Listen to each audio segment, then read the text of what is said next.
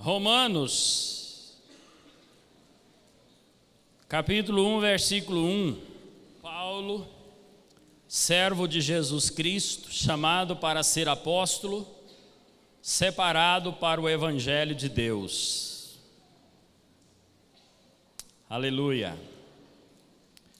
Repetindo, Paulo, servo de Jesus Cristo, chamado para ser apóstolo, separado para o Evangelho de Deus. Amados, Paulo, apóstolo, é um dos maiores referenciais de Deus para toda a humanidade. É um modelo por excelência em tudo. Gosto muito da intensidade de Paulo. Aquele camarada intenso em tudo que fazia. E aqui neste texto ele se apresenta.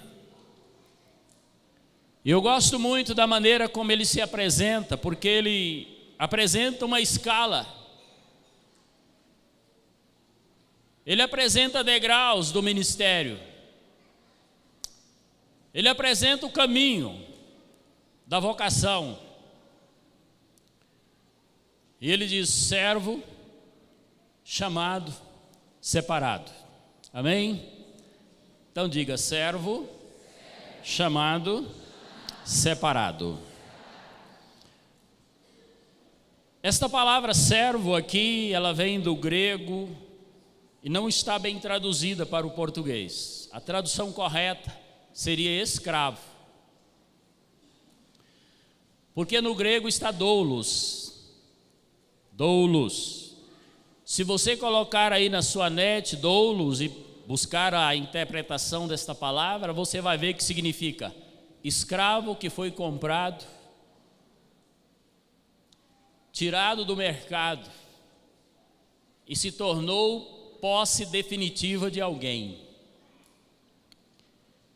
Então, quando Paulo estava dizendo Paulo, servo de Jesus Cristo, ele estava dizendo Paulo, escravo de Jesus Cristo, chamado para ser apóstolo, separado para o Evangelho de Deus. E a palavra de Deus nos mostra em muitas outras ocasiões que Cristo nos resgatou, Ele nos comprou para Deus. E o preço foi alto. Lá em 1 Coríntios 6:20 fala: fostes comprados por preço, agora pois glorificai a Deus no vosso corpo. Jesus derramou o preço que se requeria para o resgate da humanidade. Deus, na sua soberania, tinha dito: sem derramamento de sangue não há remissão de pecados. Mas não havia um justo sequer. Todos pecaram e destituídos estavam da glória de Deus. Mas Deus amou o mundo de tal maneira que enviou seu Filho unigênito. E Ele morreu por nós, derramou todo o seu sangue, e o seu sangue era justo, sem mácula, sem defeito. E quando Ele apresentou aquele sangue diante do santuário celestial, a Bíblia diz que Deus aceitou como pagamento do nosso resgate. Então eu e você fomos comprados por preço, e o preço foi o sangue de Jesus. Agora nós somos escravos de Cristo. E escravo aqui significa alguém que não faz sua própria vontade, alguém que não tem projeto de vida própria, alguém que não pode mais sair de debaixo de um jugo, que para o resto da sua vida pertence àquele senhorio. Isto é que é doulos. E que ele deve a este Senhor a obediência plena. Então nós estamos falando de chamado. E muitas vezes nós confundimos as coisas e esquecemos que existe um chamado geral para toda a igreja de Jesus na face da terra. Todos aqueles que encontram o caminho da graça tem a incumbência de representar Cristo enquanto você está vivendo aqui na terra.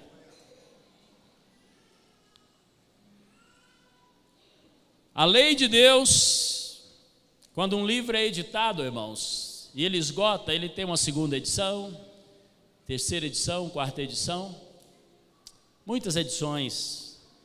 A lei de Deus teve 7 edições. A primeira foi na natureza. Os céus proclamam a glória de Deus e o firmamento anuncia as obras das suas mãos. A segunda foi na consciência. Por isso a Bíblia fala que os homens são indesculpáveis, porque a sua consciência os acusa dos seus erros. A terceira foi pela lei do decálogo, os 10 mandamentos dados a Moisés. A quarta foi o Velho Testamento inteiro, de Gênesis a Malaquias, que é chamado de Escrituras, Lei. A quinta edição foi toda a Bíblia, de Gênesis a Apocalipse, os rolos sagrados. A sexta edição foi o que está prometido em Ezequiel: dar-vos-ei um coração novo, tirarei de vocês um coração de pedra e escreverei nos seus corações as minhas leis e vos darei um coração de carne. Mas a sétima é a que vigora mais nesse tempo, porque a Bíblia diz que, através do apóstolo Paulo, vós sois a carta de Cristo, a carta que foi escrita e é lida pelo mundo. Então hoje você é a carta que Cristo está enviando para o mundo. Muitas pessoas vão querer Jesus dependendo de como essa carta vai ser. Muitas pessoas vão fugir de Cristo e não vão querer Cristo, dependendo de como é você. Ou você é uma bênção, quando você assume sua posição de cristão, ou você é uma bênção, ou você é uma maldição para o lugar que você está. Porque ou você aproxima as pessoas de Deus, ou você afasta as pessoas de Deus. De maneira que o chamado que muitos entendem é: eu quero ser apóstolo, eu quero ser pastor, eu quero ser missionário, eu quero ser um evangelista, eu quero ser um mestre. São dons ministeriais que Deus tem para a sua igreja. E Deus precisa de homens e mulheres para assumir estes postos. Mas isto é prerrogativa dele.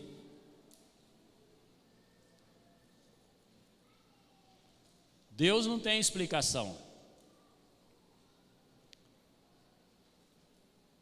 Agora, todos nós estamos incumbidos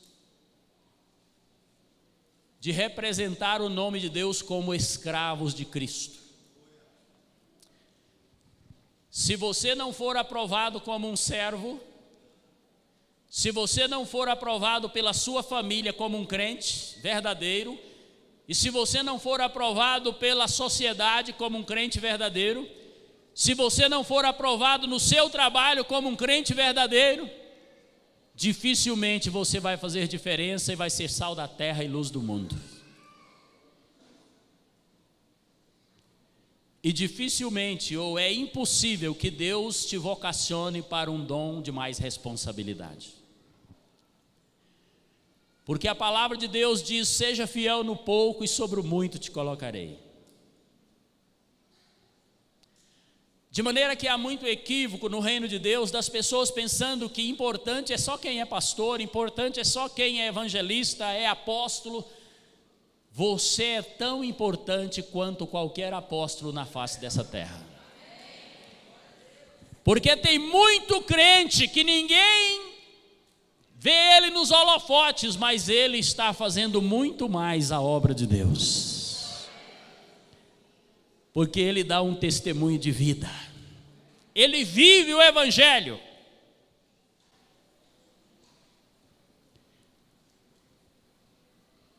E eu fico vendo algumas pessoas na história da Bíblia, irmãos, que me arrepia de bom, arrepio bom.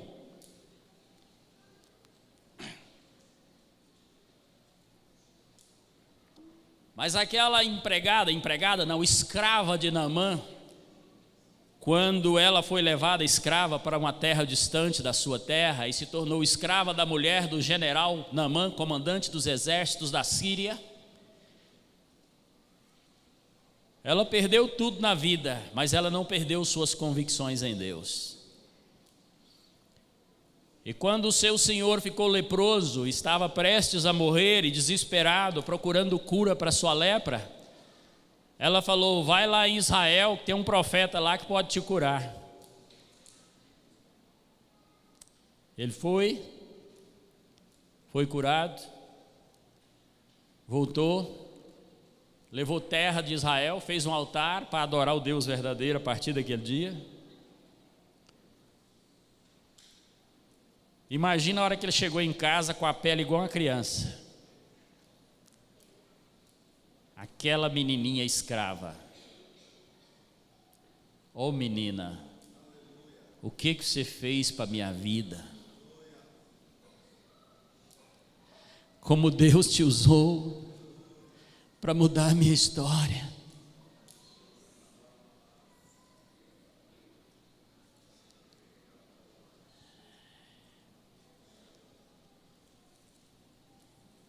Você e eu precisamos florescer onde estamos plantados. Não pensa que você está num terreno seco, duro. Eu já vi rosas no deserto. Eu vi na internet uma coisa que me deu um arrepio bom. Um toco de mangueira com um galinho, um brotinho que saiu assim, deu 2 mangas lindas. Nada impediu aquela mangueira de dar frutos, mesmo que ela foi cortada. Não há justificativas, porque você não opera na terra pela sua sabedoria, você não opera na terra pela sua beleza, pela sua inteligência, pelo seu dinheiro. Nem eu nem você. Nós só operamos na terra pelo poder do Espírito Santo que está em nossas vidas. E o Paulo diz, o Paulo que eu estou usando como modelo diz: sejam imitadores de Deus, imitadores de Cristo, como eu sou. E a palavra de Deus diz que Deus ungiu a Jesus Cristo de Nazaré com o poder do Espírito Santo para Ele libertar os cativos e os oprimidos do diabo.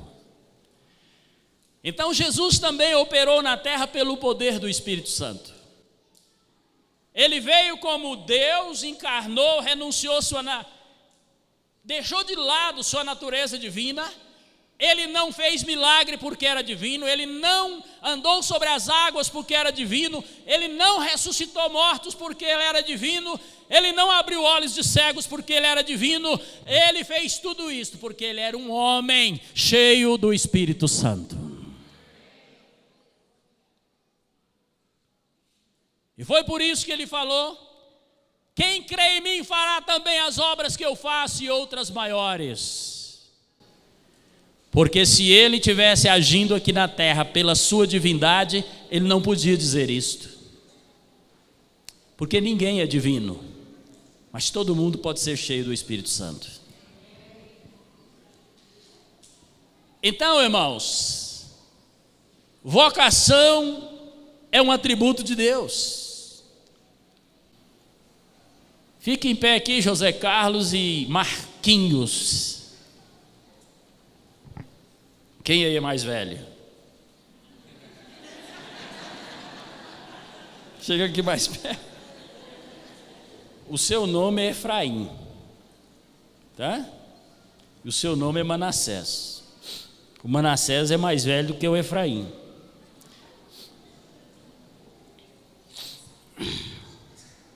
vocês dois são filhos de José, o José do Egito, e vocês dois foram dados para Jacó como filhos de Jacó e se tornaram líderes das tribos de Israel. Certo? Então o que acontece? Quando Jacó estava cego, não via nada,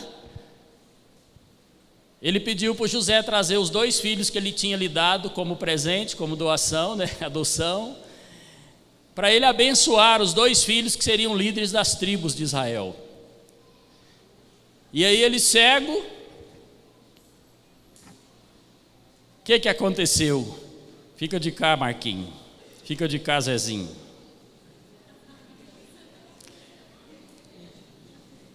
O José trouxe os 2 para ser abençoado. Aí a bênção da mão direita, irmãos, naquela época era a bênção maior. E o José pôs o Manassés, que era o mais velho, do lado direito de Jacó e o mais novo do lado esquerdo. E o Jacó não via nada. Aí ele fez assim, ó. Segura aqui, ó. Detectou as coisas num discernimento de Deus e fez isso. O José veio de lá bravo com ele, né? Não, meu pai está errado, o mais velho é o de cá. E ele cego. E tirou a mão dele e queria pôr na cabeça do outro. Ele falou, não. É assim, Deus mandou assim. O Efraim vai ser maior do que o Manassés. E assim a Bíblia diz, Jacó pôs Efraim na frente de Manassés. Queridos, é prerrogativa de Deus. Uma das pessoas que eu mais admiro na Bíblia, tem muitos, mas um dos que eu admiro muito é o Jonatas, filho do Saul. Porque um dia ele chamou Davi e falou, olha, meu pai está te perseguindo, meu pai quer te matar, mas eu sei que você será rei em Israel e eu quero ser o teu auxiliar. Pega aí meu escudo, pega meu cinto, pega minha espada. Ele respeitou as escolhas soberanas de Deus, coisa que o Davi não entendeu. O Saul não entendeu. E queria eliminar o Davi de qualquer jeito. Mas o filho do Saul entendeu. Você será rei em Israel. Deus te pôs na minha frente. Ele era o herdeiro. O Jonatas era o herdeiro do trono. Ele falou, Deus é soberano. Ele te escolheu. Eu não posso fazer nada. Então eu quero te ajudar. Vai lá, pega minha espada. Pega meu cinto. Pega meu escudo. Vira rei de Israel. Nós precisamos entender as escolhas soberanas de Deus, irmãos. Aqui não tem hierarquia, não tem quem está na fila, eu sou o próximo. Não, Deus faz o que Ele quer.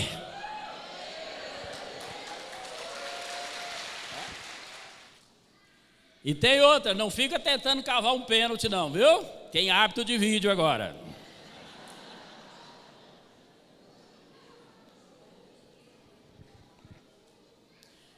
Não fica tentando se ver, alguém te achar não, aparecer não, eu sou o bom, ninguém me vê, não é possível, eu prego tremendo, eu tenho tudo para ser um grande pastor e ninguém me vê.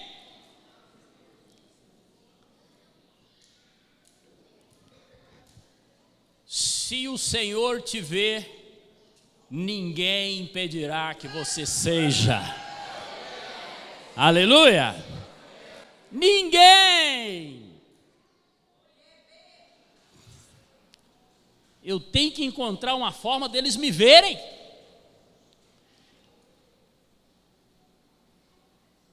O bispo Adalberto hoje é um homem muito usado por Deus, líder de um ministério grande na região de Minas. Ele veio aqui nos ajudar a abrir esta igreja uma vez, aí ele me falou assim, pastor,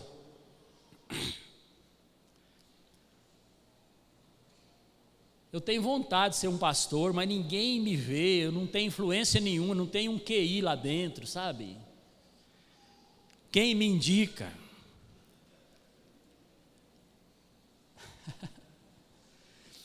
Aí eu falei para ele, irmão, se Deus tiver isso para você, Ele é o seu QI. E se ele indicar, acabou.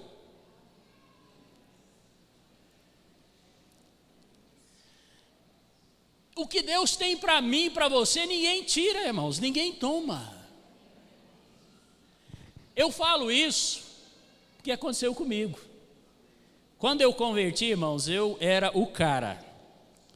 Me converti aos 16 anos e meio, aos 18 anos eu era líder de jovens, professor da escola dominical de adultos, presidente estadual dos jovens da igreja e mais conselheiro não sei do que, um monte de coisa. Eu pensava, eu sou o cara.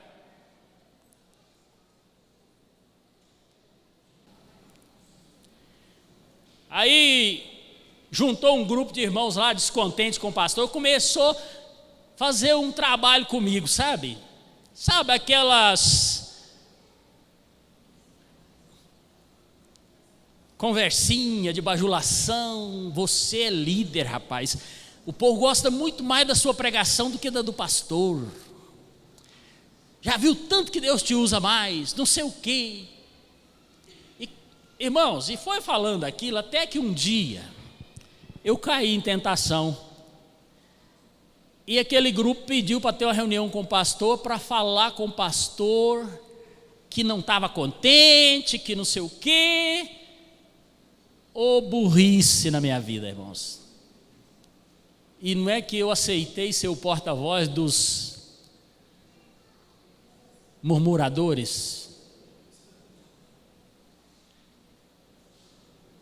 Eu queria cavar um pênalti, irmãos.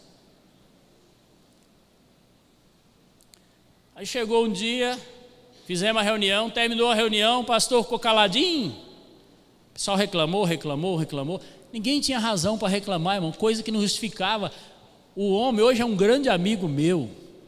Fui convidado a fazer o aniversário de 35 anos de casado dele. Tudo mudou. Trabalhador, eletricista, chegava às vezes, nem dava tempo de tomar banho, vinha do trabalho e ia para a igreja fazer o culto. Ganhava um salário mínimo, a gente ainda estava reclamando. Mas ele era homem de Deus. Aí ele falou, tá bom, é só isso que vocês têm para falar? É. Tá bom, eu vou pensar o que eu faço. Aí no outro dia ele falou, olha, eu posso ir lá na sua casa à noite? Pode. Tá bom. Chegou na minha casa, eu morava aqui, ó, na rua de baixo, onde tem um sobrado novo ali. Quero falar com você sozinho. Epa. Tá bom, eu falei que ia orar para ver o que Deus falava comigo. E Deus falou. E Deus falou que você está sendo usado pelo Satanás para acabar com o meu ministério. E eu não vou deixar não, a partir de hoje você está disciplinado, você está sem todos os cargos que você tem na igreja, e você vai ter que ir na igreja do jeitinho que você estava indo antes, sentar no mesmo banco, e toda falta que você tiver eu quero que você me justifique.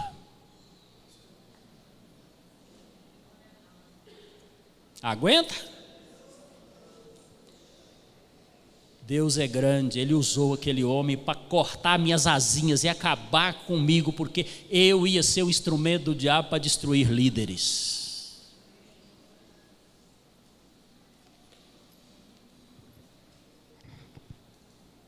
E eu fiz igualzinho ele mandou, irmãos. Todo o grupo que estava comigo foi embora da igreja. Se revoltou. Todos entraram em disciplina. Quem era do louvor foi afastado, quem era professor foi afastado, quem era líder de criança foi afastado, acabou tudo. E eu perdi tudo. Mas o Espírito Santo falava para mim, humilha-te, porque eu é que estou tratando com você. E o diabo falava, como é que você aguenta isso? Isso já é ser burro, não é ser humilde não. Mas Deus me deu graça, irmãos, e eu aguentei, e me submeti, me arrependi, pedi perdão, porque eu vi que eu tinha cortado o manto de um homem de Deus. Passado um bom tempo, ele me chama na sua casa e me fala, hoje eu vi que você está mudado, e que você foi influenciado e que Deus tem um chamado para a sua vida. Estou mandando a sua ficha e te indicando como pastor da nossa igreja. Foi ali que nasceu o meu ministério.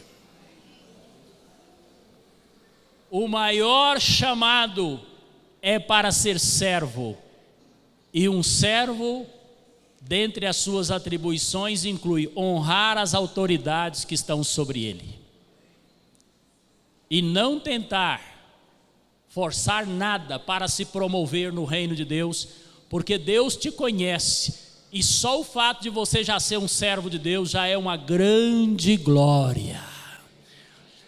E o que Ele tiver para você, Ele tem e ninguém vai tirar. Mas eu e você precisamos ser aprovados na escola de Deus.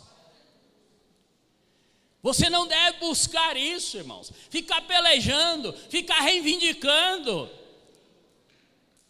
Seja um servo autêntico. Glorifica o nome do Senhor na sua vida. Seja aprovado por Deus no que você está fazendo. Floresça onde você está plantado. E se Deus tiver coisas maiores para a sua vida, e tiver um chamado vocacional, um chamado de autoridade, de liderança para a sua vida, ninguém poderá impedir. Nem nessa terra, nem no inferno, porque o Senhor mandará um Samuel na sua casa.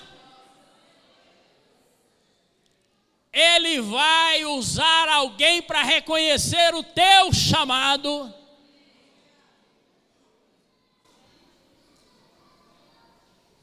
E ele olha algumas coisas. Primeiro, a motivação do coração. Porque quando ele chegou na casa do Jessé para ungir o rei de Israel, o escolhido, tinha 8 filhos, irmãos. O maior e mais velho, bonitão, tinha cacuete de rei. Chegou lá e o Samuel ficou alegre na hora, ele vibrou, né? A Bíblia diz que ele falou: certamente chegou na minha frente o futuro rei de Israel. O Espírito Santo falou: o que é? Não. Eu rejeitei isso aí, porque eu não faço igual você, Samuel.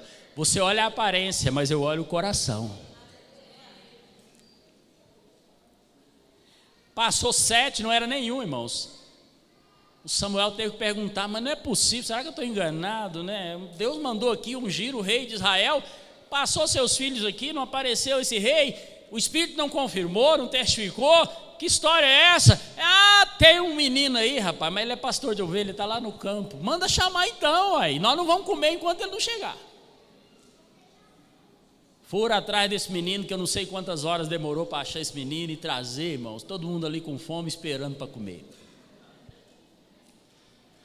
Quando ele entra na porta, o Espírito Santo falou: está na sua frente agora o rei de Israel. E o Samuel derramou um chifre de azeite na cabeça dele.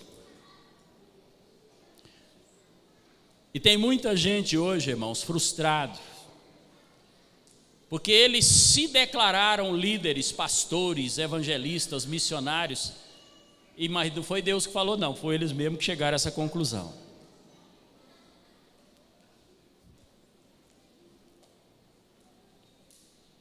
Mas nunca foram servos, talvez nunca foram servos.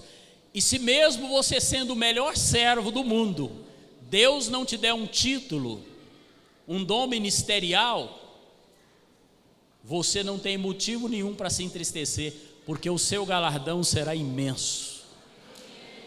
Porque tem muita surpresa no reino dos céus. A Bíblia fala que no reino dos céus terá tanta surpresa que muita gente desconhecida vai sentar na mesa para comer com Abraão, enquanto tantos outros poderosos ficarão de fora. Vai sentar numa mesa lá no cantinho.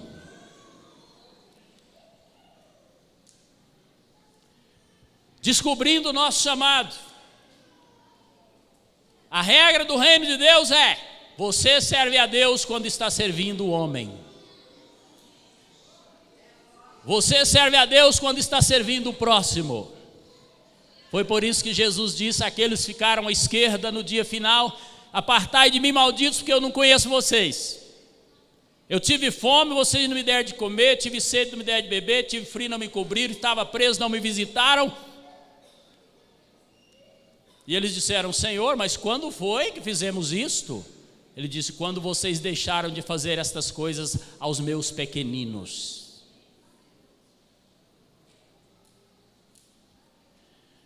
E a Bíblia diz em Colossenses 3, 23 e 24: tudo quanto fizerdes, seja em palavra, seja em ação, fazei para o Senhor e não para os homens. É a Cristo que vocês estão servindo, diz o texto.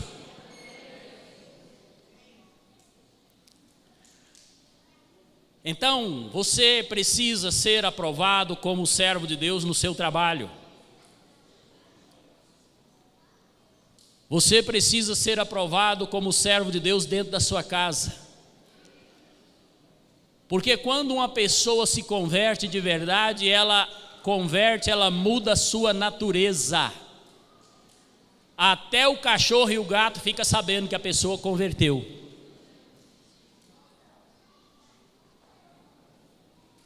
Mas há muito engano e muita ilusão. Então eu preciso cumprir em mim aquele versículo de Eclesiastes 9:10 que diz: tudo o que te vier à mão para fazer, faça conforme as suas forças. Porque depois que você morrer, não vai ter jeito de trabalhar para Deus.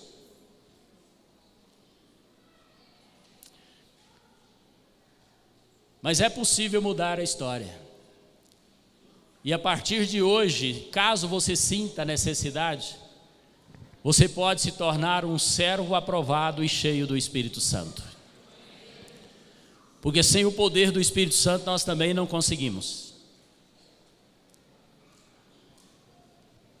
O mundo, a história do mundo tem muitas coisas interessantes. E eu quero contar uma delas para encerrar.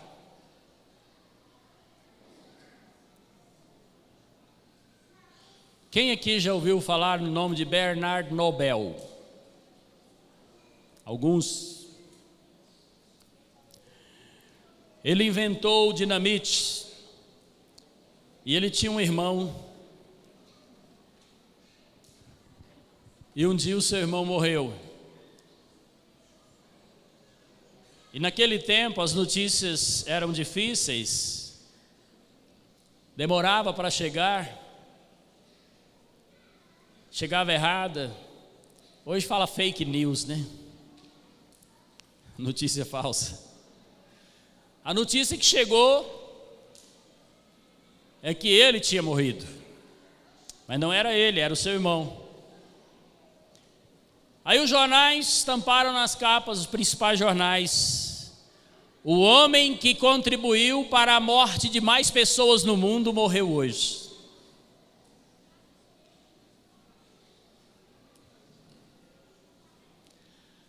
O homem que contribuiu para a morte de mais gente no mundo morreu hoje. E quando ele foi na banca de manhã, irmãos, e viu o jornal com aquele tema, o nome dele, Bernard Nobel. Uau! Eu sou o homem que contribuiu para a morte de mais pessoas no mundo.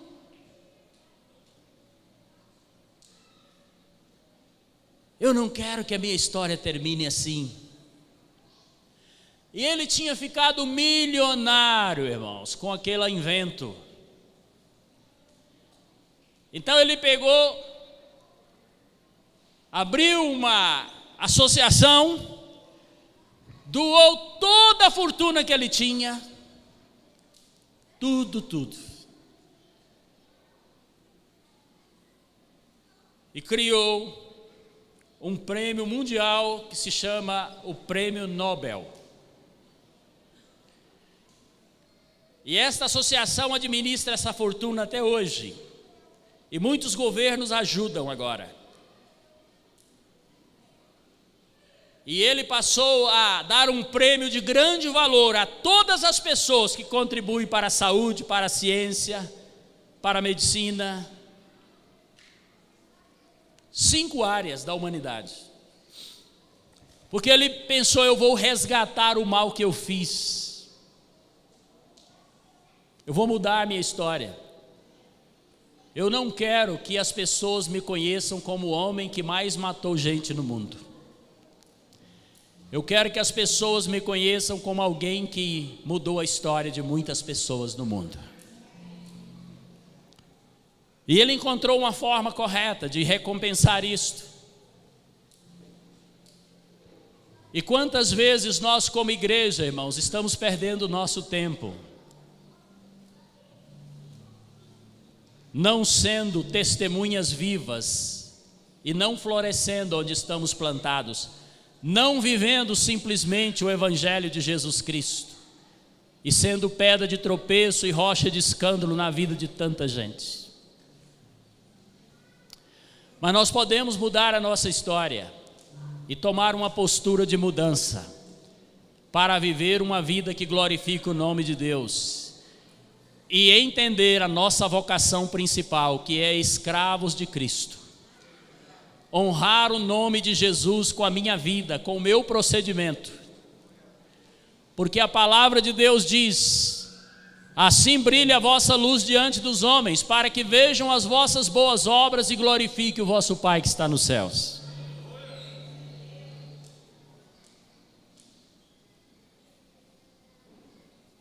Precisamos tomar uma posição de mudar a história, irmãos, de resgatar o nosso testemunho e o nosso compromisso de sermos servos verdadeiros. Eu te convido a ficar de pé.